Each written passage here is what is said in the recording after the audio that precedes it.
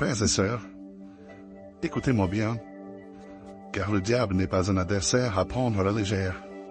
Il est rusé, ce vieux serpent sage, et il a été responsable de la chute de nombreux grands hommes depuis les temps bibliques jusqu'à aujourd'hui. Ignorer ses astuces, c'est se rendre vulnérable à ses attaques. Alors, quels sont ces stratagèmes qu'il utilise contre vous? Aujourd'hui, nous allons dévoiler les 10 ruses les plus meurtrières du diable et comment, par la puissance de l'Esprit de Dieu en vous, vous pouvez déjouer ses plans. Je vous exhorte, ne détournez pas votre attention avant la fin de ce message. Ce que vous allez entendre peut transformer votre vie. Nous vivons dans des temps critiques, et il n'est pas temps de jouer avec l'ennemi. Vous pourriez être la prochaine cible. Mais par la grâce de Dieu, nous prions que vous ne tombiez jamais dans ces pièges, au nom de Jésus. Alors, quelles sont ces 10 ruses du diable? 1. Il vous fait croire que le péché n'est pas grave. Le diable cherche à minimiser les conséquences du péché. Il déguise le péché sous un aspect attrayant, irrésistible même. Mais souvenez-vous, chers enfants de Dieu, peu importe comment il est présenté, le péché reste le péché, et Dieu le hait profondément. 2. L'illusion du pardon facile. Il vous persuade que vous pouvez toujours demander pardon après avoir péché, comme si la grâce de Dieu était une excuse pour continuer à pécher. Rappelez-vous ce que Paul a dit dans Romains 6:1. Demeurons-nous dans le péché pour que la grâce abonde? Non, la grâce est là pour nous enseigner à renoncer à l'impiété et à vivre pieusement. 3. Le péché comme barrière entre vous et Dieu. Le péché crée une séparation entre vous et Dieu. La Bible dit que Dieu est trop pur pour voir l'iniquité. Chaque péché, chaque mauvaise action construit une barrière qui éloigne notre cœur de Dieu. 4. La répulsion de Dieu pour le péché. Dieu déteste le péché avec une passion intense. Sa santé ne peut pas coexister avec le péché. C'est pourquoi il se retire de tout ce qui est souillé par le péché. 5. Les paroles de Jésus sur la croix. Rappelez-vous des paroles de Jésus sur la croix, qui illustrent la gravité du péché et son impact. Elles sont un rappel poignant de ce que le péché coûte vraiment. Mes amis, connaître ces astuces est essentiel pour rester vigilant. Appuyez-vous sur la puissance de l'Esprit de Dieu pour résister aux tromperies du diable. Ensemble, nous pouvons surmonter les pièges de l'ennemi et marcher dans la lumière de la vérité divine. Amen. Frères et sœurs, écoutez bien. Lorsque Jésus a crié « Mon Dieu, pourquoi m'as-tu abandonné ?» il portait sur ses épaules le péché de l'humanité tout entière. À ce moment précis, Dieu, en raison de sa sainteté absolue, a détourné son regard de son Fils bien-aimé. Si Dieu a permis cela pour son propre Fils à cause du péché, pourquoi croirions-nous qu'il tolérerait nos propres péchés? Non, mes amis, le péché est sérieux. Le diable, cet ennemi rusé, veut nous faire croire que le péché n'est pas si grave, que les petites fautes n'ont pas d'importance. Mais je suis ici pour vous dire que chaque péché, grand ou petit, est une offense devant Dieu. Que vous soyez croyant ou non, le péché vous sépare de Dieu, tout comme un poisson ne peut survivre hors de l'eau. C'est pourquoi Dieu nous a donné le Saint-Esprit, pour nous aider à vivre une vie qui lui plaît, une vie qui produit des fruits dignes de sa gloire. Écoutez-moi bien, vivre dans le péché et y rester est un affront à Dieu.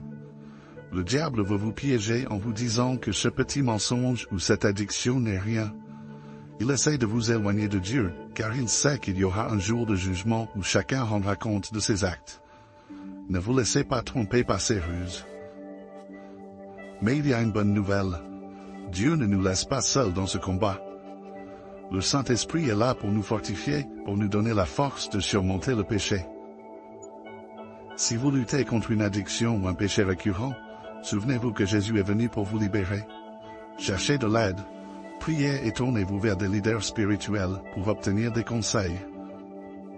Maintenant, parlons d'une autre ruse du diable. Il veut vous faire croire que vos prières sont inutiles. Il murmure des pensées décourageantes, vous faisant croire que Dieu ne vous entend pas, que vos prières sont en vain. Mais laissez-moi vous dire ceci. Dieu a promis qu'il ne vous abandonnera jamais. Il est là, il écoute chaque prière. Savez-vous à quel point il vous aime? Il connaît chaque cheveu de votre tête, chacun a un numéro. Il vous a créé avec un mauvais soin, et il chérit chacun de vous. Chaque prière que vous faites monte directement au trône de Dieu. Elles ne sont pas perdues, elles ne sont pas gaspillées. Mais pour que nos prières soient efficaces, nous devons apprendre à prier correctement. Même les disciples de Jésus ont demandé, « Maître, apprends-nous à prier. » La prière, mes amis, ne se devine pas, elle s'apprend. Il y a une manière juste de prier, et c'est cette manière qui touche le cœur de Dieu. Alors prions avec foi, prions avec assurance, et croyons que Dieu, notre Père, est à l'écoute et qu'il répondra à nos besoins.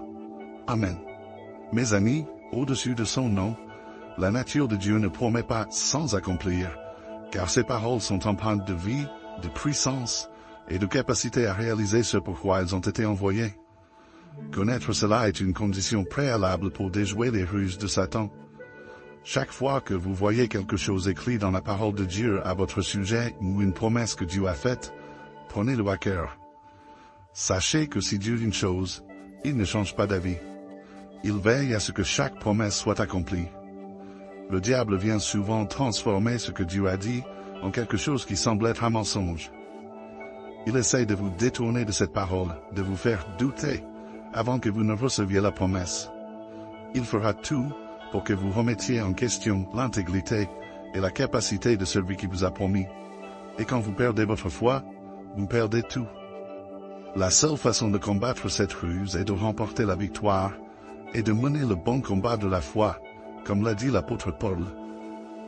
Refusez de céder aux suggestions erronées du diable. Il vise à voler votre foi en suggérant des choses contraires à ce que Dieu vous a dit. Il peut commencer par murmurer des mots de doute dans votre cœur. Votre réponse doit être de rejeter ces arguments immédiatement et de vous accrocher à la parole de Dieu. Gardez votre cœur avec diligence et ne cessez pas de veiller sur la parole qu'il vous a adressée. Lorsque le doute vient, rappelez au diable ce que Dieu vous a dit et tenez bon. Ne rejetez pas la parole de Dieu pour adopter ce que le diable vous a vendu. Achetez la vérité et ne la vendez à aucun prix. La ruse numéro 4. Il vous trompe en vous faisant croire que Dieu ne peut pas vous pardonner. C'est l'un des plus grands stratagèmes du diable. Chaque fois que vous manquez aux exigences de la justice de Dieu, le même qui vous a fait chuter par ses tentations, le diable vient vous plonger dans la condamnation et l'apitoiement sur soi. Il vous appelle par des noms que vous n'êtes pas, mais votre passé en pleine vue, et vous force à accepter que Dieu ne vous pardonnera jamais vos fautes. Cela ne correspond pas aux Écritures. Voici ce que la Bible dit à ce sujet dans 1 Jean 9. Si nous confessons nos péchés, il est fidèle et juste pour nous pardonner et nous purifier de toute iniquité. Dieu a promis de toujours vous pardonner si vous confessez et abandonnez vos péchés. Le standard de Dieu ne change pas, c'est la sainteté. Mais dans sa miséricorde, il a prévu des provisions pour vos manquements. Il a fait provision pour le pardon, mais vous devez savoir que le pardon ne signifie pas nécessairement annuler les conséquences de ce péché. Dieu met en garde contre certains actes pour vous préserver et vous éviter des ennuis inutiles. Mais si vous vous retrouvez dans ces ennuis, si vous revenez à Dieu, il vous pardonnera. Quelle autre ruse le diable utilise-t-il? La ruse numéro 5. Il vous éloigne de la parole de Dieu par votre emploi du temps quotidien. Avec toutes les occupations de la vie quotidienne, il est très facile pour le diable de vous faire croire subtilement que la parole de Dieu n'est pas nécessaire pour votre croissance spirituelle. Il peut vous faire voir la Bible comme un livre à ouvrir seulement le dimanche. Il vous donne 1000 excuses pour ne pas passer de temps personnel à étudier la parole, même en tant que ministre. Il vous pousse à étudier la parole uniquement pour préparer un sermon pour les autres, et non pour vous nourrir vous-même. C'est une ruse pour vous assécher spirituellement. Les Écritures appellent la parole de Dieu votre nourriture spirituelle. Tout comme vous avez un corps physique, vous avez une âme et un esprit. Votre esprit se nourrit de la parole de Dieu. Combien de temps pouvez-vous tenir sans nourriture? Pas très longtemps. La Bible dit que comme des nouveau-nés, vous désirez le lait pur de la parole afin que vous puissiez croître. Vous croissez par la parole de Dieu qui nourrit votre esprit. Une personne qui ne lit pas la parole de Dieu devient spirituellement émaciée. Cela les rend vulnérables aux attaques et trop faibles pour résister au diable. Vous comprenez maintenant pourquoi le diable aime utiliser cette ruse? C'est si subtil qu'une personne peut passer des mois sans avoir un temps personnel avec la parole. L'antidote à cela est de prendre intentionnellement du temps dans votre emploi du temps pour étudier la parole de Dieu. Vous pouvez lire par chapitre, par personnage ou par sujet. L'important est que vous vous nourrissiez de la parole de Dieu chaque jour pour être suffisamment fort pour contrer l'ennemi. Votre foi vient de la parole de Dieu. Votre épée dans l'esprit pour pouvoir frapper le diable est la parole de Dieu que vous avez en vous. Votre héritage en Christ ne peut être réclamé que par la parole de Dieu. Quand le diable essaie de vous convaincre de sauter votre temps pour nourrir votre esprit avec la parole de Dieu, car cela n'est pas important, rappelez-lui que c'est la seule façon de garder votre esprit en vie. Vous ne devez pas être trop occupé pour ne pas avoir de temps pour étudier la parole de Dieu. La ruse numéro 6, il vous fait croire que vous n'avez pas besoin des autres. C'est un mensonge très puissant que le diable utilisait pour faire tomber beaucoup de grandes personnes. Le diable commence à vous suggérer que vous n'avez besoin de personne, que vous pouvez réussir seul, que vous n'avez pas besoin d'aide ni d'amis de confiance, que tout le monde est mauvais, et d'autres mensonges subtils pour vous isoler. Avez-vous remarqué que la meilleure façon d'éteindre une braise ardente est de la retirer des autres braises et de la laisser brûler seule? Elle meurt naturellement. Amis, écoutez bien, car le diable est rusé. Même sans que vous essayiez de l'éteindre, si le diable cherche à vous détruire, il commence par vous séparer des personnes partageant les mêmes idées, des croyants qui peuvent vous aider. Il veille ensuite à ce que vous soyez seul. Être seul ici ne signifie pas nécessairement que vous n'aurez personne autour de vous. Non, il vous entoure de personnes qui soutiennent ses plans, vous faisant voir ceux qui devraient être votre couverture spirituelle comme des ennemis. Et une fois qu'il frappe dans cet état, vous tombez à terre sans aucune structure de soutien pour vous relever, car vous vous êtes séparé de toutes les personnes qui auraient pu vous aider. Regardez Jésus, avant de commencer son ministère. La première chose qu'il a faite a été de trouver 12 hommes pour travailler avec lui. Il y a une raison à cela. Mais Dieu est un être unique, mais en 3 personnes, en raison de leur fonctionnalité et de leur manière d'opérer. Pourquoi y a-t-il plus d'une personne? Il y a une raison pour cela. Les Écritures disent qu'un cordon à 3 brins ne se rompt pas facilement. Vous avez besoin de personnes de qualité autour de vous pour réussir. Vous pouvez aller vite seul, mais pour aller loin, allez avec les autres. Personne n'accomplit quoi que ce soit seul, sans les autres. Bien sûr, vous ne pouvez pas vous engager avec tout le monde, mais vous devez avoir de vrais amis en qui vous avez confiance et avec qui vous pouvez parler sincèrement. Construisez des amitiés avec les bonnes personnes et vous verrez votre lumière briller de plus en plus. Ne pensez jamais que vous n'avez pas besoin des autres. La méthode de Dieu pour atteindre les hommes est à travers les hommes. S'il doit vous bénir, vous favoriser ou même vous apporter de grandes opportunités, il ne descendra pas du ciel pour le faire. Il utilisera des hommes. Apprenez donc à maintenir des relations pour déjouer les plans du diable. Maintenant, écoutez attentivement car le diable est rusé. La ruse numéro 7, il vous incite à abaisser vos standards. Par le passé, vous étiez peut-être une personne de principe et de discipline, établissant des limites et des règles que personne ne pouvait franchir pour vous mettre en sécurité. Le diable vous dira d'abaisser ces standards. Il essaiera de vous convaincre de ne pas être trop dur avec vous-même. Il pourrait dire, après tout, on ne vit qu'une fois, alors faites en sorte de l'apprécier. Il vous dit d'accepter des choses que vous savez que la Bible désapprouve. Ce n'est pas une fin en soi, c'est l'un des stratagèmes du diable pour vous mettre dans un plus grand trou et problème. S'il ne peut pas vous amener à désobéir, il vous dira d'abaisser vos standards. Si vous brisez la haie, le serpent mordra. Le serpent peut être dehors, incapable d'entrer en raison de la haie autour de vous, mais il continue de parler, vous convainquant de briser le mur vous-même pour qu'il puisse entrer pour voler, tuer et détruire. Il ne révèle jamais ses intentions, mais si vous percevez ce qu'il espère accomplir par l'esprit, vous ne baisserez pas vos standards. Le diable est rusé et subtil. il peut aller loin pour planifier la chute d'une personne, et c'est pourquoi il est nécessaire d'avoir des standards. Si vous ne tenez à rien, vous tomberez pour n'importe quoi. Demandez-vous, à quoi est-ce que je tiens? Suis-je en train d'abaisser mes standards? Ce n'est pas tout. Il y a encore plus de ruses à noter. La ruse numéro 8, il concentre votre esprit sur le physique, plutôt que sur le spirituel. Le spirituel est ce qui contrôle le physique. Ne l'oubliez jamais. Tout ce que vous voyez dans le physique est le reflet de ce qui se passe dans le domaine spirituel, l'invisible. Le fait que quelque chose soit invisible ne signifie pas qu'il n'est pas réel. Tout ce que vous pouvez voir avec vos yeux physiques n'est pas tout ce qu'il y a.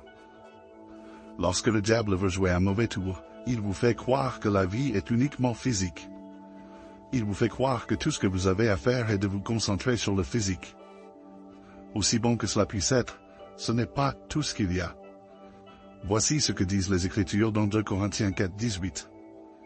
Ainsi, nous ne fixons pas nos regards sur ce qui est visible, mais sur ce qui est invisible, car ce qui est visible est temporaire, mais ce qui est invisible est éternel. Le monde spirituel est éternel, tandis que le monde physique est temporaire. L'un surpasse l'autre, et si tout est en ordre dans le spirituel, cela se manifestera dans le physique. Si vous voulez changer un résultat dans le physique, commencez par aller dans le spirituel.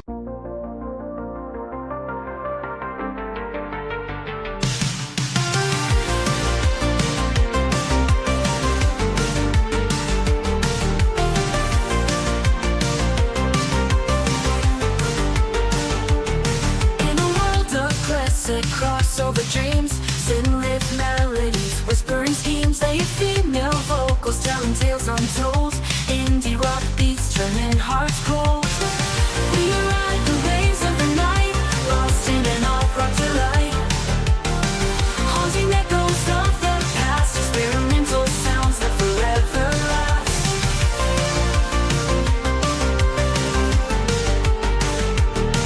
Melodic synths painting the sky in shades of pink and neon high. An indie rock heartbeat pounding true in a realm where the stars feel so new. We ride the waves of the night, lost in an alt-rock delight, haunting echoes of the past, experimental sounds that forever last.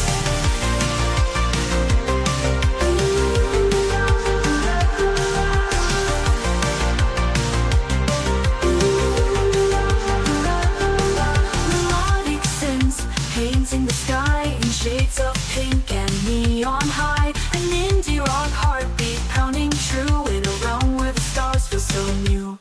We ride the waves of the night, lost in an alt-rock delight, haunting echoes of the past, experimental sounds that forever last. Melodic synths painting the sky in shades of pink and neon high. An indie rock heartbeat pounding true in a realm where the stars feel so new.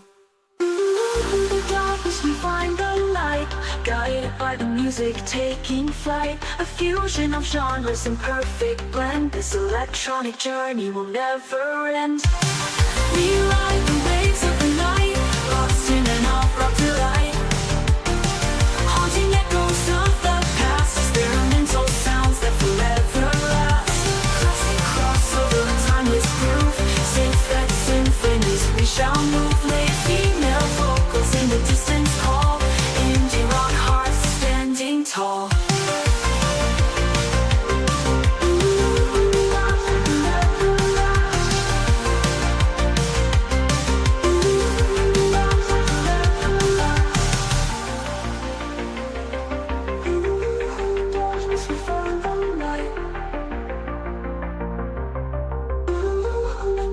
We find the light.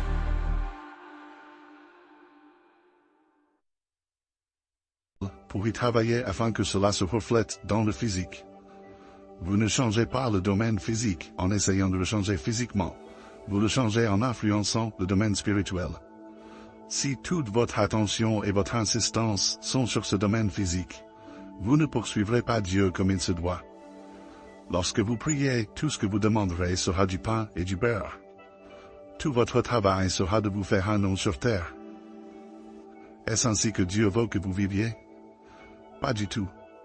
Jésus dit dans la Bible de ne pas travailler pour la nourriture qui se gâte, mais pour la nourriture qui dure, pour la vie éternelle, que le Fils de l'homme vous donnera, car sur lui, Dieu le Père a mis son sceau d'approbation.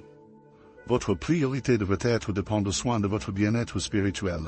Cela se reflètera dans la façon dont vous passez votre temps, votre argent et votre vie.